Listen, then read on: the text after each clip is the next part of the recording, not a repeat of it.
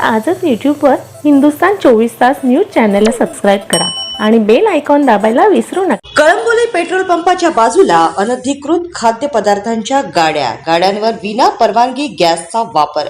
काही अनुसूचित प्रकार घडल्यानंतर महापालिका व पोलीस प्रशासनाला जाग येईल का? पनवेल महापालिका तसेच कोणत्याही यंत्रणेकडून रात्री 1 वाजल्यानंतर कुठल्याही आस्थापना सुरू ठेवायला परवानगी नाही।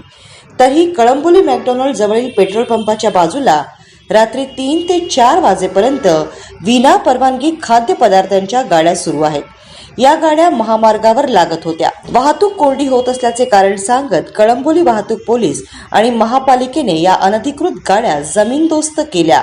महापालिका आणि पोलिसांच्या नाकावर टिचून काही दिवसातच या अनधिकृत गाड्या पुन्हा पेट्रोल पंपाच्या बाजूला सुरू असलेल्या जागेवर सुरू झाल्या आहेत। पनवेल महापालिका फक्त बघ्याच्या भूमिकेत आहे। या गाड्यांच्या बाजूला पेट्रोल पंप आहे। गाड्यांवर गॅसचा वापर केला जात असून जर स्फोट होऊन काही अनर्थ घडल्यास याची जबाबदारी महापालिका पोलीस प्रशासन घेतील का, असा प्रश्न नागरिक विचारित आहेत। काही स्थानिक रहिवाशांना ढाल बनवून सुरू असलेल्या या अनधिकृत बेकायदेशीर धंद्यांना काही स्थानिक राजकीय पक्षांच्या पुढाऱ्यांचा देखील आशीर्वाद लाभला असल्याची माहिती सूत्रांनी दिली आहे।